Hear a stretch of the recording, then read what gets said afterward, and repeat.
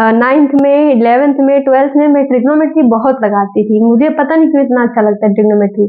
तो मेरी फ्रेंड है, उसने मेरा नाम पीजीटी ही रख दिया था। मतलब ये पाइथागोरस थ्योरम है ना, तो इसी से मेरा उसने नाम ही रख दिया था पीजीटी। जब वो क्लास में होती थी तो मुझे बुलाती थी, पीजीटी कहाँ है, पीजीटी। हेलो डियर स्टूडेंट, आज के इस वीडियो में हम कक्षा 10 का ट्रिग्नोमेट्री यानी कि जो त्रिकोणमिति है उसके कुछ अच्छे अच्छे कॉन्सेप्ट को समझेंगे। उसके बाद जैसे ही हमारा कॉन्सेप्ट कंप्लीट होता है हम क्वेश्चंस लगाना शुरू कर देंगे। तो आज प्रश्नावली जो हमारी 8.1 है उसके हम 2-3 सवाल को करेंगे, लेकिन उससे पहले जो कॉन्सेप्ट है, जो आपकी ट्रिग्नोमेट्री की नींव है, उसे हमें समझना बहुत ज्यादा इंपॉर्टेंट है। अगर आप नींव अपनी मजबूत करके चलोगे तो कोई भी कठिन से कठिन भी सवाल आप आसानी से कर ले जाएंगे। तो वीडियो को बहुत अच्छे से ध्यान से समझिएगा। अगर पूरा वीडियो आप बढ़िया से देख लेते हो तो मुझे नहीं लगता कि एक भी क्वेश्चन आपका मिस होगा। बहुत अच्छे से ध्यान से समझिएगा। जो चीज नहीं समझ आएगी कमेंट बॉक्स में अपना डाउट जरूर पूछिएगा। चलिए फिर स्टार्ट करते हैं। सबसे पहले देखो, हमें जब ट्रिग्नोमेट्री पढ़नी है तो सबसे पहले हमें ट्रिग्नोमेट्रिक टेबल याद होना चाहिए। हर एक वैल्यूज क्या होती है, जैसे साइन 90 की वैल्यू क्या होती है, साइन 45 की वैल्यू, साइन 60 की वैल्यू। तो इसको मैंने बहुत ही ट्रिकी तरीके से आपको बताया और सिखाया भी है। जिन्होंने वो वीडियो नहीं देखा है, कमेंट उसमें डिस्क्रिप्शन बॉक्स में उसका लिंक है, जाके पहले उसको अच्छे से देख लेना और आपको मौका जब भी मिले तो आप वहां पे देख सकते हो। ओके, तो अब इस वीडियो में हम पहले जो है इंपॉर्टेंट फॉर्मूला देखेंगे। सबसे पहले देखो, जब भी आप पढ़ रहे हैं तो आपको पता होना चाहिए कि साइन थीटा, कॉस थीटा, इन सभी की जो ट्रिग्नोमेट्री की फॉर्म में वैल्यू होती है वो क्या होती है। जैसे sine, cos, tan, cot, cosec और sec. Cot theta, cosec theta और सेक थीटा। ठीक, अब देखिए साइन थीटा को हम, जैसे मान लीजिए क्या है, हमारा एक त्रिभुज है। ठीक, ये क्या है, एक हमारा त्रिभुज। अब त्रिभुज में मैंने नाम दे दिया यहाँ पे ए, यहाँ पे बी और यहाँ पे सी। समझ रहे हो। तो अब देखिए, अगर हम इसमें चले ए बी सी, तो ये क्या है, हमारा कर्ण है, ये क्या है, लंब है, और ये क्या है, आधार है ना। हम देखो इंग्लिश में जैसे कि बेस और जहाँ पे यहाँ पे है, ये सभी इंग्लिश में हम नहीं नाम पढ़ रहे हैं, हिंदी में ही मैं आपको लिख के बता रहा हूँ, अच्छे से समझिएगा बस। ठीक है, अब साइन थीटा को अगर हम लंब और कर्ण और आधार में रिलेशन बताएं तो साइन थीटा का क्या होता है, तो लिखिएगा लंब बटे कर्ण होता है। लिखने की जरूरत नहीं है, बस समझिएगा आप। ठीक है, लंब बटे कर्ण होता है। ठीक, मान लीजिए यहाँ पे थीटा डिग्री है, कहीं पे हम मान लेते ही थीटा डिग्री, और ये 90 डिग्री है, तो पता ही होगा। तो साइन थीटा की वैल्यू क्या होती है, लंब बटे कर्ण होती है। अब एक चीज आप ये भी समझिए, कैसे कभी कभी एग्जाम में यहाँ पे जैसे थीटा मैंने लिया है, यहाँ पे बोल देता है, जैसे मान लो यहाँ पे ए दे दिया है, चाहे यहाँ पे बोल दिया जाए साइन ए की वैल्यू बताइए, है ना, तो वहां पे वैल्यू चेंज होती है। तो याद रखिएगा, जो भी थीटा या फिर ए के सामने जो होता है वो हमेशा लंब रहता है। जैसे इस थीटा के सामने यहाँ पे क्या है, लंब। जैसे इस थीटा के सामने यहाँ पे क्या है, ये लंब है। मान लिया हमने साइन ए की वैल्यू आपसे पूछा, तो जस्ट सामने वाला ये अभी तो आधार है ये, लेकिन जब साइन ए पे हम आ जाएंगे, यहाँ से हम कौन पूछेंगे, तो इसके सामने वाला लंब हो जाएगा, मतलब ये जो वैल्यू होगी वो लंब में आ जाएगी। ठीक है, तो मेरा क्वेश्चन जब आएगा तो समझाऊंगी इसको। तो आधार कॉस थीटा का क्या हम लिखेंगे, आधार बटे कर्ण। तो लिख लेते हैं आधार बटे कर्ण। अभी इस सबको मैं ट्रिक से आपको याद कराऊंगी, बस परेशान मत हो, पहले एक बार बेसिक देखो। टेन थीटा लंब बटे आधार होता है। क्या होता है बच्चों, लंब बटे आधार। कॉट थीटा टेन थीटा का जस्ट अपोजिट होता है। अगर टेन थीटा लंब बटे आधार है तो कॉट थीटा आधार बटे लंब हो जाएगा। ठीक, कॉसेक थीटा साइन थीटा का उल्टा होता है। तो अगर साइन थीटा लंब बटे कर्ण है तो कॉसेक थीटा हो जाएगा कर्ण बटे लंब। बहुत ज्यादा आपको बेसिक नहीं जाना है, जितना आपके लिए इंपॉर्टेंट है मैं केवल उतना ही आपको बता रही हूँ, क्योंकि एग्जाम नजदीक है, बहुत ज्यादा आपको गहराई में नहीं पढ़ना है। सेक थीटा, सेक किसका अपोजिट होता है, कॉस का। अगर कॉस आधार बटे कर्ण है तो सेक कर्ण बटे आधार हो जाएगा। ठीक, कर्ण बटे आधार। अब इन सभी को याद करने की ट्रिक देखो, ये मिटा दूं, देखो याद करने की ट्रिक, लाल बटे कक्का। ठीक है, तो देखो एल के ऊपर लिखो साइन, तो ए के ऊपर लिखो कॉस और एल के ऊपर लिखो टेन। साइन थीटा की वैल्यू लंब बटे कर्ण, कॉस थीटा की वैल्यू आधार बटे कर्ण, टेन थीटा की वैल्यू लंब बटे आधार। ठीक है, अब देखो ये साइन थीटा लंब बटे कर्ण। अब यहाँ साइन थीटा के जस्ट नीचे लिखो cosec theta. Okay, cosec theta की वैल्यू कर्ण बटे लंब। यहाँ पे लिखो कॉस का opposite sec theta, sec theta की वैल्यू कर्ण बटे आधार। टेन थीटा की वैल्यू उल्टा क्या होता है कॉट थीटा, तो कॉट थीटा की वैल्यू आधार बटे लंब। ठीक है, समझ में आ गया ना? ऐसे आप अच्छे से याद रख लीजिए, लाल बटे कक्का। ठीक है, अब यहाँ पे मुझे नहीं लगता डाउट होगा। अब चलो थोड़ा सा फॉर्मूला हम लोग देख लेते हैं, इतना पहले बेसिक है, इतना पहले समझो। चलिए अब देखिए मैंने क्या कहा यहाँ पे, साइन थीटा बराबर क्या होता है 1 बटे कॉसेक थीटा, होता है कि नहीं? साइन थीटा जो है कॉसेक थीटा का उल्टा होता है, मतलब साइन थीटा अगर हम कॉसेक थीटा लिखें तो साइन जो कॉसेक है वो साइन का उल्टा होता है, हमने यही लिखा है यहाँ पे। अब यहाँ पे अगर हम कॉसेक को साइन से यहाँ पे करा दे मल्टीप्लाई, तो cos sine theta into cosec theta बराबर क्या हो जाएगा 1। तो ये वैल्यू आप याद रखिएगा, और ये सवाल में भी कई बार क्या होता है आपको बहुविकल्पीय में दे दिया जाता है, पूछा जाता है कौन सा इसमें से रिलेशन सही है। तो अगर ऐसे आप याद करे रहोगे, जो यहाँ पे देखो जहां से सवाल बनते हैं वो चीज मैं आपको बोल दे रही हूँ, नोट भी कर लो, ये अच्छा रहेगा आपके लिए, क्योंकि आप उसको बार बार रिवाइज कर सकते हो कि क्वेश्चन में आ सकता है। जो चीज आपको पता है कि क्वेश्चन में आएगी वो चीज आप ध्यान से पढ़ेंगे, है ना? तो ये चीज नोट कर लीजिएगा। चलिए अब इसी तरीके से हम सारा बना लेंगे, है ना? तो हम यहाँ पे ऐसा लिख सकते हैं cos theta into sec theta, sec theta बराबर 1 होता है। इसी तरीके से tan theta into cot theta बराबर क्या होता है बच्चों 1 होता है। ठीक है, इतना समझ गए? चलो इसको इरेज करते हैं, और हम ये सब याद हो गया ना लाल बटे कक्का। अब 2-3 फॉर्मूले हैं जो हमें समझना बहुत ज्यादा जरूरी है। देखो sine square theta plus cos square theta बराबर क्या होता है 1, sec square theta minus tan square theta बराबर क्या होता है 1। जितने बच्चों को ये फॉर्मूला याद है कमेंट बॉक्स में यस लिख देना।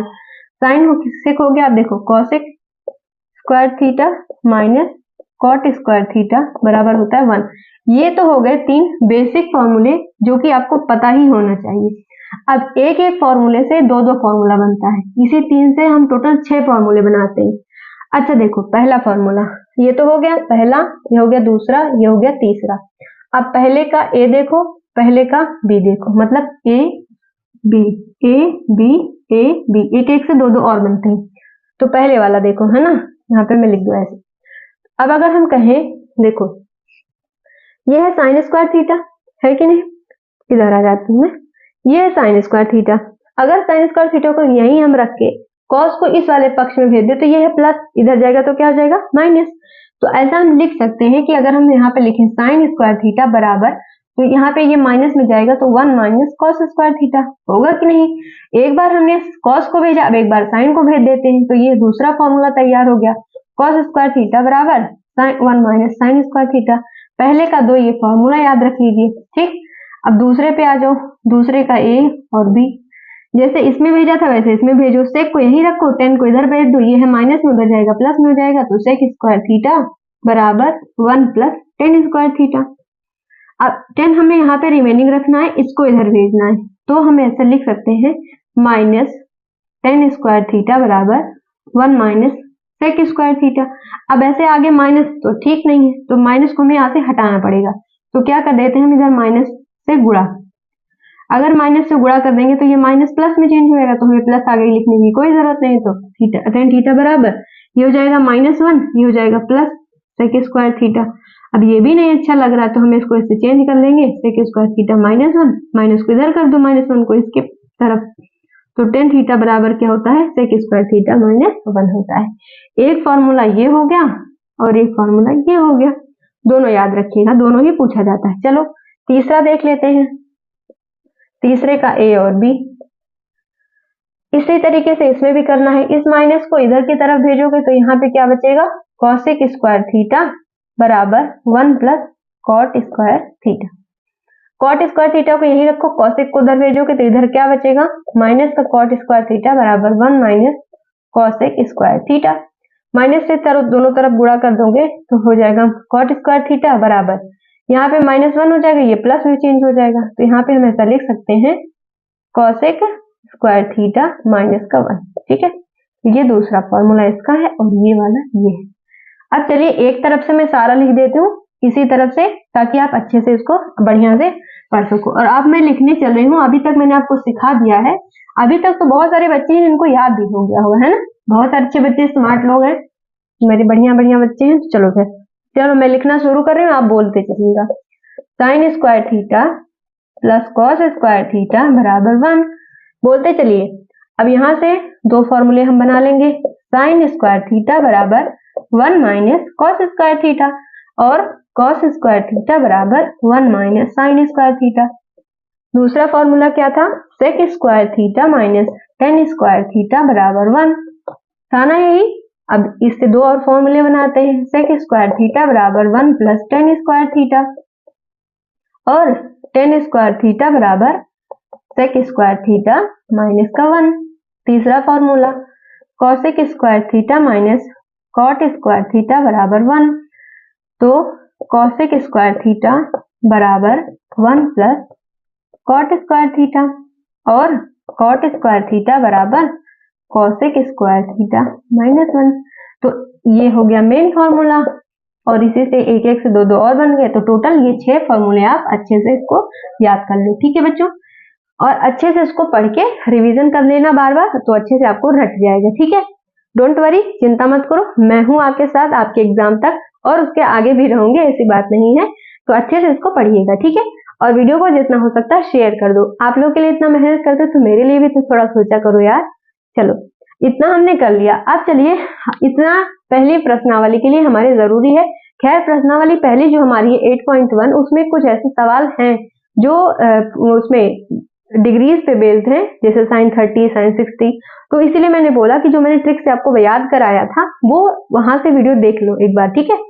क्योंकि आपका बार बार टाइम वेस्ट करना मुझे भी अच्छा नहीं लगता है ना, तो क्यों फालतू में एक ही वीडियो बार बार वही रिपीट करूं। तो वहां से आप देख लीजिएगा, ठीक है। चलो, अब हम जो है प्रश्नावली जो 8.1 है हमारा, अभी इतने ही फॉर्मूले आपको याद रखिए, इसके अलावा भी कोई फॉर्मूला मत याद रखिएगा। सारे फॉर्मूले देखना, जब ट्रिग्नोमेट्री खत्म होगी ना, ऐसे ऐसे चुटकी में आएगा आपको। बस एक साथ बने रहो, बाकी सब मुझ पे छोड़ो। चलो, अब हम ले लेते हैं प्रश्नावली का अपने सवाल, और मैंने कॉपी में लिख रखा है क्वेश्चन, तो आपको क्वेश्चन करवाती हूँ और आप करिएगा, ठीक है। देखो, सवाल आपके सामने है। पहला सवाल, ये है ए, ये है सी और ये है बी। आपसे पूछा गया है इसमें, ये है 24, ये है 7, और इसकी वैल्यू में नहीं पता है, ठीक है। और दो सवाल इससे पूछे गए हैं आपसे, साइन ए, नहीं 4 सवाल पूछे गए हैं, साइन सी और cos A cos C, cos A और कॉस सी। ओके, चलो ये 4 सवाल हमारे सामने हैं, इनको हम हल करने की कोशिश करते हैं। अब देखो सामने, देखो पहले तो हमें कर्ण पता होना चाहिए, है ना। तो हमें कर्ण तो निकालना पड़ेगा। कैसे निकालोगे? 2-3 चीजें याद रखिएगा, 3, 4, 5, 7, 24, 25, बस इतना याद कर लो, बाकी बताऊंगी बाद में क्यों याद करना है। ये है 24, ये है 7। कर्ण की वैल्यू निकालना है, तो कर्ण स्क्वायर बराबर क्या होता है? लंब का स्क्वायर प्लस आधार का स्क्वायर, ठीक है। एक चीज और बताऊं, मुझे ना ट्रिग्नोमेट्री बहुत पसंद है, और मैं हाई स्कूल में 9th में, 11th में, 12th में मैं ट्रिग्नोमेट्री बहुत लगाती थी। मुझे पता नहीं क्यों इतना अच्छा लगता है ट्रिग्नोमेट्री। तो मेरी फ्रेंड है, उसने मेरा नाम पीजीटी ही रख दिया था, मतलब ये पाइथागोरस थ्योरम है ना, तो इसी से मेरा उसने नाम ही रख दिया था पीजीटी। जब वो क्लास में होती थी तो मुझे बुलाती थी, पीजीटी कहाँ है, पीजीटी कहाँ है। तो लेकिन आप लोग मत चिढ़ाना मुझे पीजीटी, नहीं तो आप चिढ़ाने लगो। मैंने एक बताया है बात केवल आपको। चलो, अब कर्ण का स्क्वायर बराबर लंब क्या है? 24 है, तो 24 का स्क्वायर प्लस आधार क्या है? 7, तो 7 का स्क्वायर। ओके, 24 का स्क्वायर क्या होता है? चलो करके देखते हैं। 24 गुणे 24, 4 चौके 16, 4 दूनी 8 1 9, 4 दूनी 8, 2 दूनी 4 1 5, 6 9 8 17, और यहाँ पे हो गया 6, 676, 676। 7 का स्क्वायर 49, जोड़ो इसको, 9 और 6 15, 7 और 4 11, 1 12, 6 और 1 7, 725। k का स्क्वायर बराबर 725, सॉरी 625 आएगा।